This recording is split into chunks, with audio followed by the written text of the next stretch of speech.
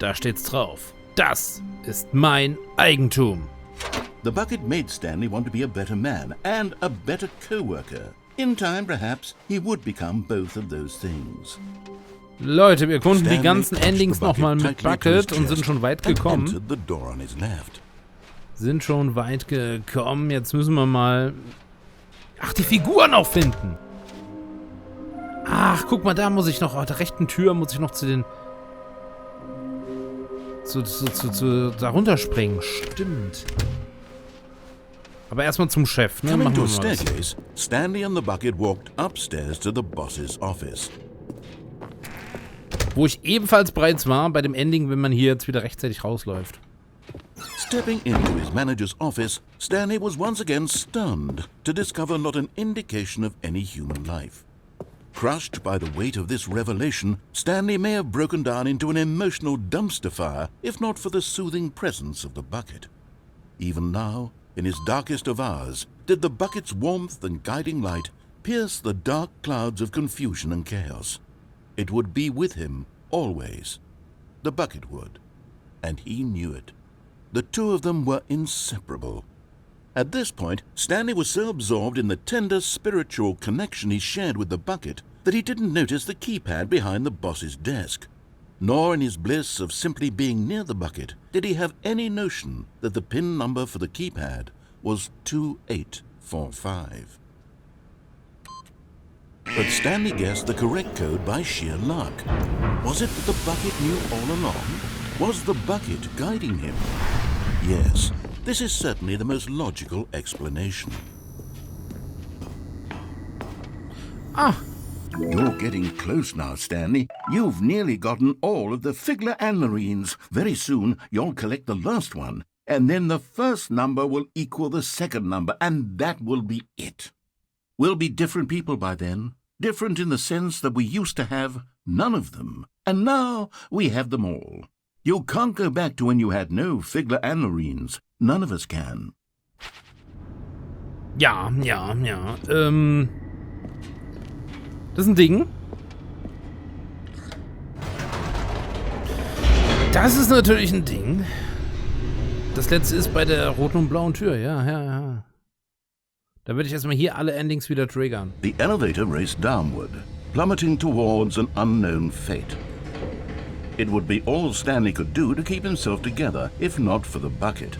Soothing him, comforting him, reassuring that in this darkest moment of uncertainty, he would be all right. The bucket is here for you, Stanley. Everything will be fine. Da ist natürlich auch das Ending mit dem Aufzug. Ich guck mal, ob das Bestand hat. Das würde doch den Rahmen sprengen, oder? Wait, Stanley said to the bucket. Can we go back up? When I was pressing those keypad buttons, there was something very intriguing about the number 3. I want to go back so I can try pressing the number 3 again. The bucket said nothing. Ach, Gott sei Dank machen die einen etwas kürzeren Dialog, ne? Ich hatte schon Angst. Du willst wirklich die 3 drücken? Meinst du es ernst? Ich denke mal, wir müssen... Here we are, said Stanley. Now I'm going to try out that number 3 button. He took the bucket over to the keypad and began absolutely slamming on the number 3 over and over and over.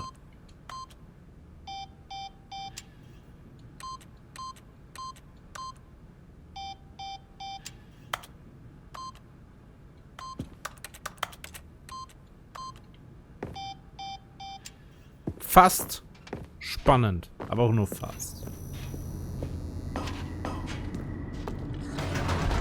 Perhaps the bucket had missed something. Perhaps it had not seen how much joy Stanley got from slamming the number 3 repeatedly. Wir müssen es tun, Leute. Es endete ja an dem coolen A Ending. hint of regret nagged in the back of Stanley's mind. Should he demonstrate the number 3 for the bucket again? Na klar. Aber nur noch einmal.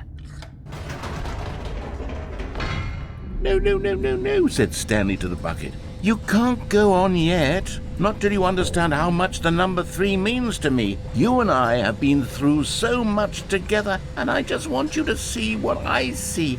Feel the happiness I feel. He smiled at the bucket, and the bucket said nothing.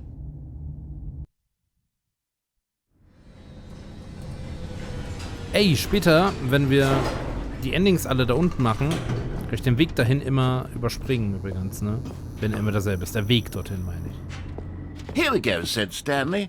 This time I'll really show you. He ran to the number 3 and began to wail on it like a musician on a beloved instrument, weaving a concerto of truth and passion. He wielded the number 3 like a fine artist would wield a paintbrush. He told stories through the number 3, stories of his dreams and hopes and fears. And the whole time, he looked to his bucket for a reaction of some kind. Anything to let him know that the bucket appreciated what he was doing. The bucket conveyed absolutely nothing at all, only silence. Crushed by a wave of dejection, Stanley returned to the elevator. Das wollte ich wissen, ob man wirklich auf die Taste drücken muss oder einfach nur warten, bis der Erzähler auserzählt hat. Stanley and the bucket were so close. They'd always been there for one another. Why suddenly could the bucket not connect with this passion of Stanley's? The question caused Stanley to ruminate the whole way down the elevator. He knew that there must be a way to get through to the bucket, to communicate fully with his dear friend. Surely there was a solution, mustn't there be?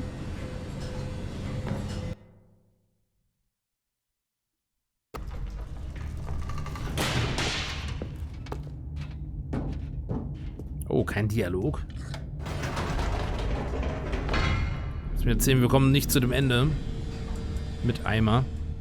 Das ist schade.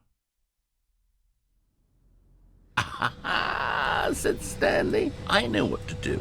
I know how to fully express this feeling in my heart. He decided right then and there that he would hold a press conference where he would speak to the public on all matters relating to pressing the number 3 over and over. He would elaborate fully on what the number 3 meant to him and why he felt so alive when pressing it. Then the bucket would be able to see his joy through the eyes of others. It would get to see the world react to this discovery of Stanley's. And it would be through the public eye that the bucket would finally understand Stanley's work.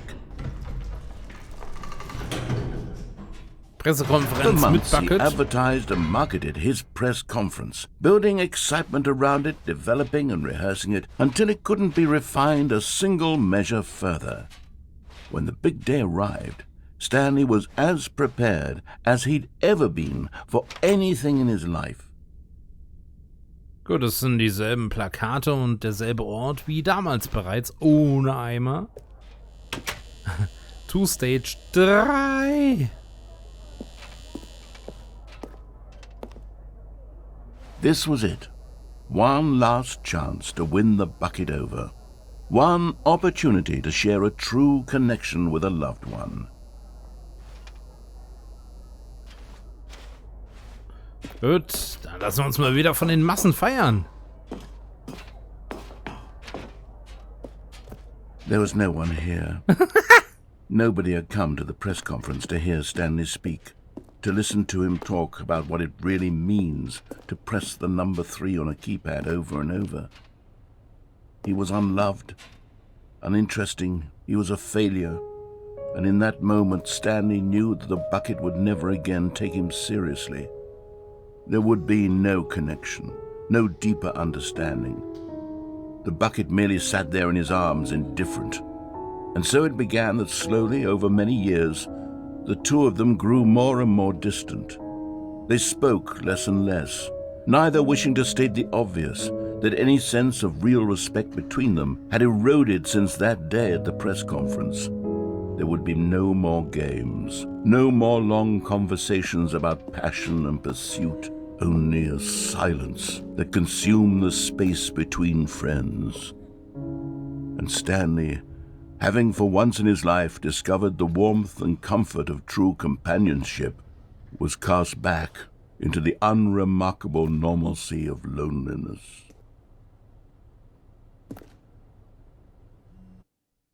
Das hat voll gut gepasst. Dass in dem Moment das Ausfaden kam, als ich so gut wie die Tür erreicht hatte. Der Eimer reagiert nicht. Da stand was. Habt ihr das gesehen? Just a step through this door, Stanley thought to himself, that's all I need. If I can make it through this door, I can make it through them all.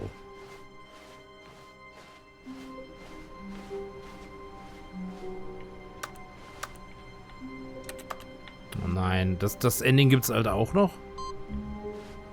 Kann man doch nicht merken. Ich weiß noch nicht, wo das ist. All of his co-workers were gone. What could it mean? Stanley decided to go to the meeting room. Perhaps he had simply missed a memo. Wir hatten hier so eine Unordnung gemacht. Du warst es. Not everyone is so lucky to have a bucket, but Stanley is a very lucky fellow. Very lucky indeed. Und jetzt? Ist wieder aufgeräumt. All of his co-workers were gone. What could it mean? Stanley decided to go to the meeting room. Perhaps he had simply missed a memo. Weil ich nicht auswendig weiß, muss ich jetzt jeden Computer wieder anschauen. It takes a lot of humility to carry a bucket so magnificent. Stanley checked his ego and then proceeded onward.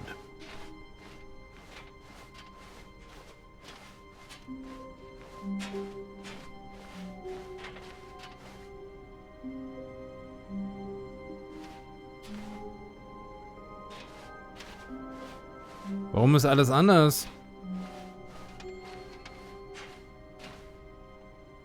Moment.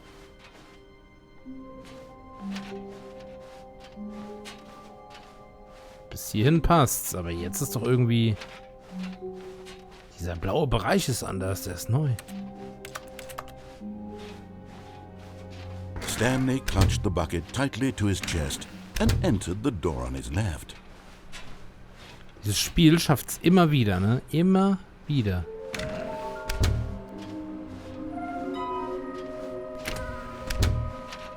Ich muss jetzt zum Chefbüro. Coming to a staircase, Stanley and the bucket walked upstairs to the boss's office.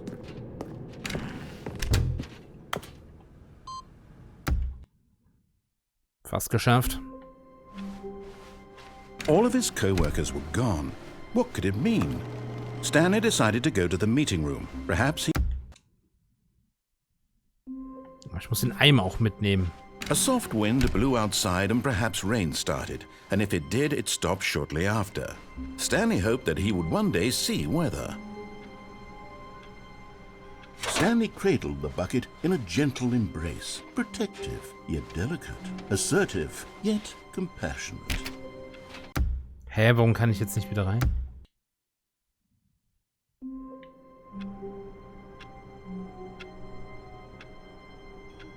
Ich kann das Himmelsende nicht erreichen. How long was I sitting there? Stanley wondered to himself. Minutes? Days? Centuries? Did something Stanley's bucket. The only co-worker he would ever truly need. Stanley clutched Also scheinbar können wir the das bucket Ending tightly to his nicht chest mit dem and Eimer entered erreichen. the door on his left. So, jetzt nehme ich euch doch noch einmal mit. In Richtung Chefbüro. Na gut. Habe ich mir den Umstand Coming gemacht to a umsonst. staircase, Stanley and the bucket walked upstairs to the boss's office.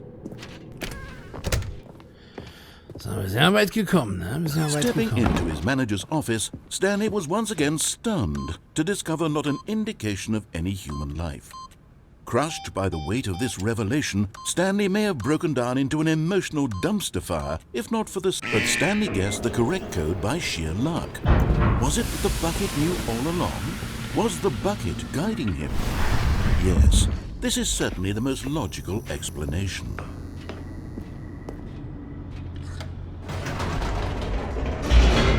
So. Da unten haben wir natürlich auch noch die eine oder andere Option. Die erste davon wird natürlich sein, den Escape Stanley zu and the nehmen. bucket walked straight ahead through the large door that read, Mind Control Facility. Hier wartet Although uns der this Tod. passageway had the word escape written on it, the truth was that at the end of this hall, Stanley and the bucket would both meet a violent death. So ist das ist richtig. Aber da gab es die andere The door behind them Erzählerstimme. was not shut. Stanley and the bucket still had every opportunity to turn around and get back on track. At this point, Stanley and the bucket were knowingly walking forward into a very painful death for each of them. Das machen wir. Vielleicht passiert was Krasses. Das Museum gab es hier.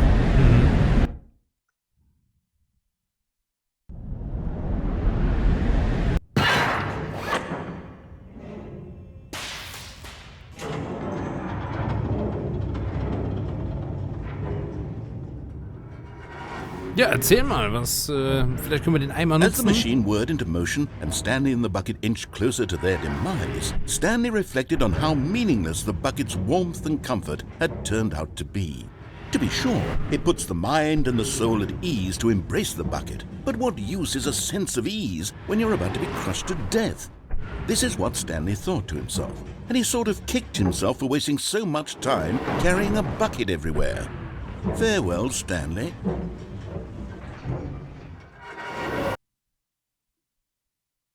"Farewell, Stanley," cried the narrator, as Stanley and the bucket were led helplessly into the enormous metal jaws. In a single visceral instant, the bucket's life came to an end, as it was crushed violently to death.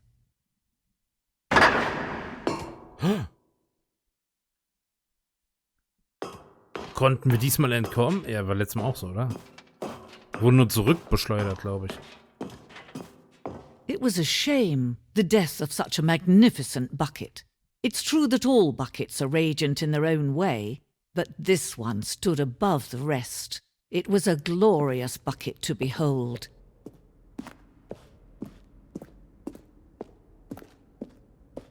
Der Eimer heißt Sie willkommen zur großen Ausstellung. Sie stehen am Abgrund des Wissens. Ähnlich wie der Eimer ist auch der menschliche Verstand oft leer, eine höhlenartige Leere. Aber durch die Absorption des Ausstellungsstücks vor Ihnen wird der Geist voll, bereichert und fundiert. Die Kenntnisse über den Eimer und seine Geschichte sind das einzig wahre Wissen, das wir wirklich haben. Werden Sie das, was Sie hier lernen, mit in die Welt hinausnehmen? Werden Sie aufgeschlossen akzeptieren, was in den Informationen an dieser Ausstellung herausfordernd sein mag? Werden Sie das Leben von sich selbst und Ihren Liebsten als Folge dieser Ausstellung verändern?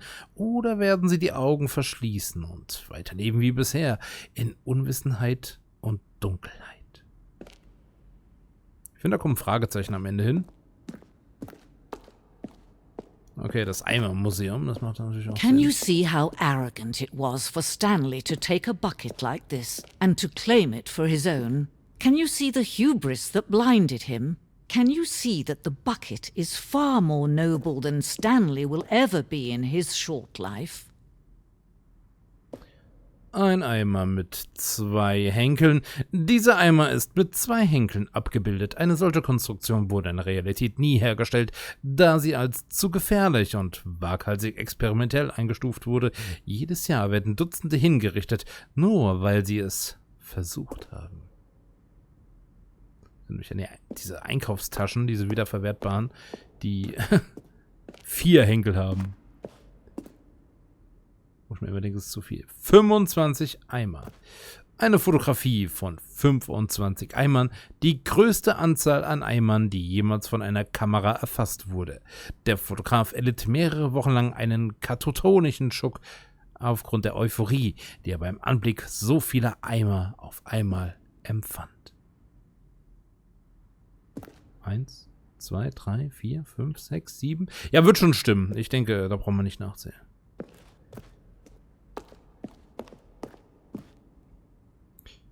Inferno-Eimer. Eine Nachbildung des Inferno-Eimers, der im Mittelalter eine so große Anziehungskraft ausübte, dass Dutzende von Nationen gegeneinander Krieg führten, um die Kontrolle über ihn zu erlangen. Milliarden von Menschen starben und trotz allem bleibt die einfache Tatsache bestehen: Niemand kann einen Eimer kontrollieren.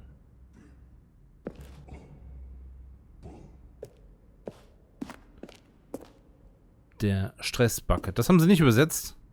Also hier, der Stresseimer, ohne Kommentar.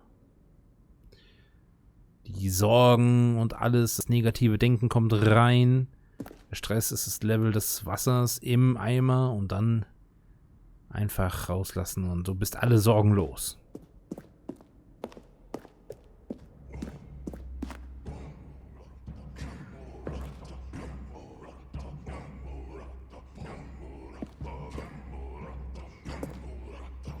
Es tropft in der Höhle, doch die Höhlenmenschen erfanden den Eimer und hatten es geschafft. Höhlenmalerei. Wir wissen zwar, dass es Eimer schon vor der Existenz der Menschheit gab, aber wir wissen nicht, wie lange zuvor. Diese Höhlenzeichnung zeigt, wie der frühe Mensch den praktischen Nutzen des Eimers entdeckte. Zu diesem Zeitpunkt gab es den Eimer wahrscheinlich schon seit mehreren Jahrtausenden. Auf diesen Zeichnungen ist zu sehen, wie der Eimer die Benutzung seiner selbst zulässt, nachdem er die Menschheit für würdig befunden hat, seine Schätze zu nutzen. No man can own a bucket, and certainly not a bucket as dazzling to behold as this one. It is man who should kneel before the bucket. Der hängende Eimer. Dieses Stück symbolisiert die notwendige Beziehung zwischen Eimer und Menschheit. Wie klar unser Verständnis des Eimers auch sein mag, es gibt noch mehr, das stets außerhalb unserer Reichweite liegt. Dieser Abstand ist unweigerlich zu unserem eigenen Besten. Haben. Oh.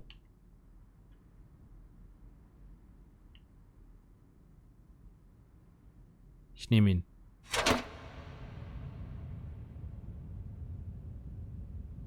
But there is something we can do. Something we can do together, you and I, that will right this terrible wrong. Let Stanley die. Let him be crushed by the machine. Don't reset the game. Don't give him another opportunity to run off with another beautiful bucket. We can save the world's buckets from their treatment as tools and implements if only we let Stanley die together. The bucket shall take its place as ruler, as leader, as commander of a new world, a new vision. Wir hätten den Eimer retten können, indem wir ihn einfach vorher wegwerfen. Aber wir taten es nicht.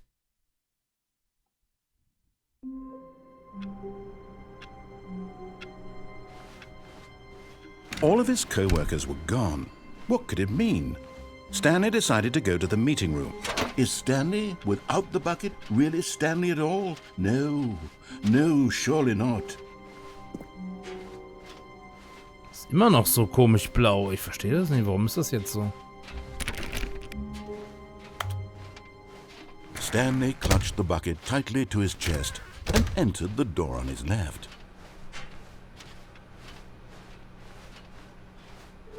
So blau wie das hier. Ja gut, das färbt sich um, wenn man durchgeht. So, wir sehen uns wieder unten bei der Gedankenkontrolle. Ja, machen wir natürlich das Offensichtlichste zuerst. The lights rose on an enormous room packed with television screens. What horrible secret did this place hold? Stanley and the bucket both wondered to themselves. Nämlich das hier. But just as Stanley was about to proceed further into the mind control facility, he tripped and fell over the railing and into the dark void below. Thankfully, he fell directly onto the bucket, which safely cushioned his fall. Now, what to do next? Stanley wondered. Stanley and the bucket could find no way out of this enormous pit, and so eventually they decided that the best thing to do would be to simply get comfortable down here.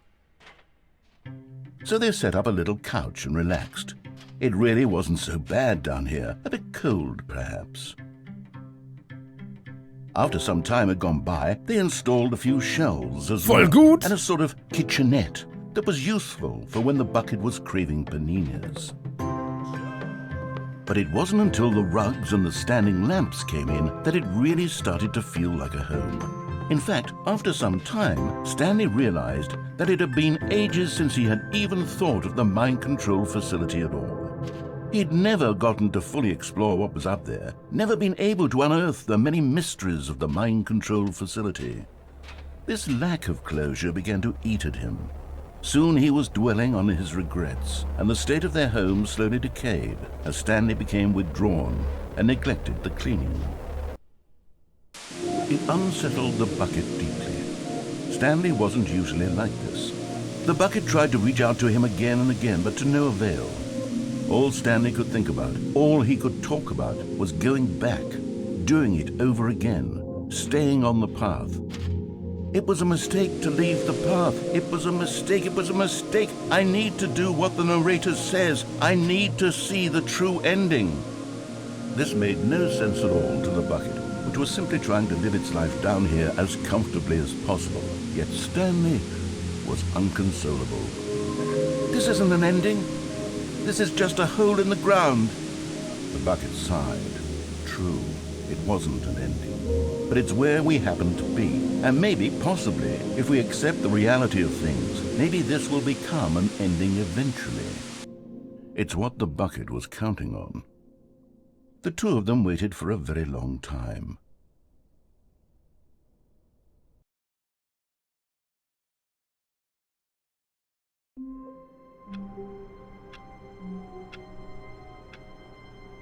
Das sieht wieder komplett anders aus.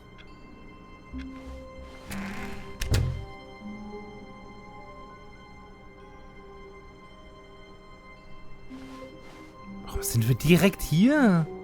As Stanley lifted his bucket, he felt a connection to all buckets everywhere. This adventure, he decided, was for all of them. Stanley clutched the bucket tightly to his chest and entered the door on his left. Warum hat jetzt dieser Vorbereich komplett gefehlt? Hä?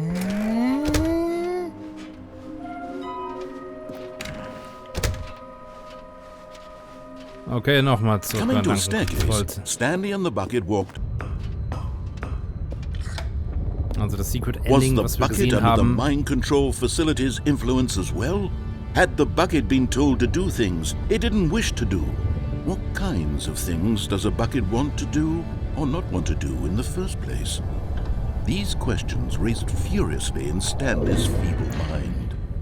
Ich will gar nicht wissen, was für Easter Eggs und so auf irgendeinem bestimmten Monitor zu sehen ist. Ja, erinnert ihr euch noch? Part 7 müsste es gewesen sein, ne? Der Part, in dem wir zum DLC, DLC sage ich schon, zum Ultra Deluxe Inhalt gegangen sind. Habe ich vorher noch dieses Ending gezeigt. Eine wilde Sache, eine wilde Sache. Ich meine, aus dem Fenster gesprungen sind wir auch schon mit dem Eimer. Deswegen gehe ich das ja ziemlich systematisch an. Also warten, bis das hier wieder aufgeht und zurückgehen. Da gab es nur diesen Extratext. Das muss doch jetzt auch anders sein, oder? Da muss noch was anderes passieren. Vielleicht aber auch nicht.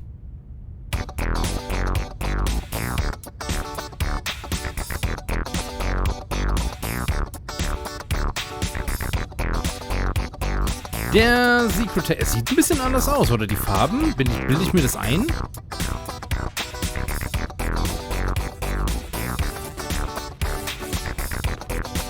Ich kann ja trotzdem den Aufzug nehmen. Oder? Hier irgendwas mit Bucket? Unverändert, Leute. Unverändert.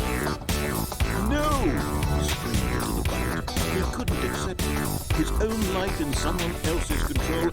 Never! He squeezed the bucket tighter. His one friend in the entire world. At this point, he could trust no one except for the bucket. Jetzt gibt es ja nur noch zwei Optionen gleich, the ne, heart oder? of the operation. Controls labeled with emotions. Happy, or sad, or content. Walking, eating, working, all of it monitored and commanded from this very place. And as the cold reality of his past began to sink in, Stanley decided that this machinery would never again exert its terrible power over another human life. For he and the bucket would dismantle the controls for good. Two best friends, Stanley and the bucket, up against the world.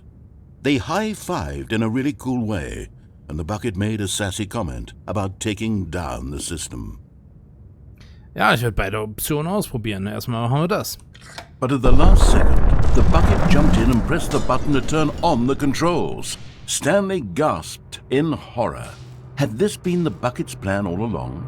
To take over the machine and claim the power for itself? How could the bucket have betrayed him like this? Stanley was prepared to throw the bucket away in disgust when suddenly an image appeared upon the enormous screen. Birds. Silly, silly birds. The control buttons became active again. Was zum? Kann nicht zurückgehen, die sieht nicht so aus, ne? Es sieht verdammt dunkel aus. Kommt es nicht zur Detonation, sondern wir machen irgendwas mit Silly Birds. Das heißt, ich habe jetzt wieder 2 Auswahlmöglichkeiten. Ich hoffe, die machen dasselbe. Flamingos! Stanley flipped through one video of silly birds after another, and then it dawned on him. This wasn't a mind control facility at all. It was a facility for monitoring and surveilling silly birds all over the world. The mind controls were only a facade to disguise its true intentions. Had the bucket known this all along? Stanley marveled at the metal genius in his hands, the one who had pointed him towards this incredible discovery. Stanley and the bucket never found freedom because they spent the rest of their lives here in this place, flipping through live streams of the silliest birds imaginable. Of all the possible paths his life could have taken, this one was surely the best. And Stanley was happy.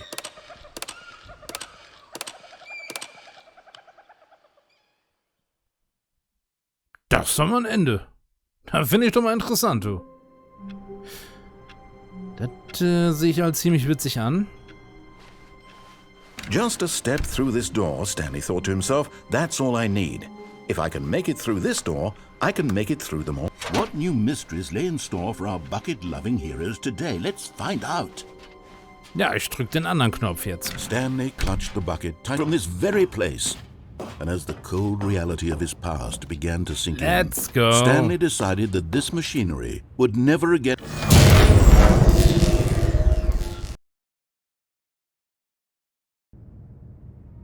Stanley and the bucket waited in blackness. Was it over? Yes, they had done it. Stanley and the bucket had defeated their greatest and darkest enemy, freed themselves from the tyrannical grip of the evil mind control machine. Freedom was now mere moments away. Excitedly, the two of them began to discuss the kind of life they wanted to live once they stepped through this massive door. The bucket wanted to learn to roller skate. Stanley wanted to sneeze in every country on Earth. Both of them wanted to begin watching a movie, any movie, but then stop it halfway through and begin watching it in reverse from the end. True, it was a simple life they envisioned, but it was one they'd lived together, with one another to lean on, to trust, to support. What? Wait. What was happening? Why had the door stopped? Was Stanley and the bucket not about to be freed? An unbearable silence filled the room, lingering in uncertainty, until finally the truth hit Stanley square in the face. This building did not want the bucket to leave. Even the facility itself recognized the incredible calming presence of the bucket, needed the soothing warmth of the bucket, would go to any lengths not to part with the bucket. No, no, no. Stanley can't leave this place, not while he has such a precious bucket in his arms, not while this building has anything to say about it. Stanley realized he would never again leave this very room, but at least he has the bucket. To be trapped eternally in darkness isn't really so bad, Stanley thought to himself. As long as I have my bucket with me, right? I'll be okay, won't I? Stanley gulped. Very soon now, he was about to find out.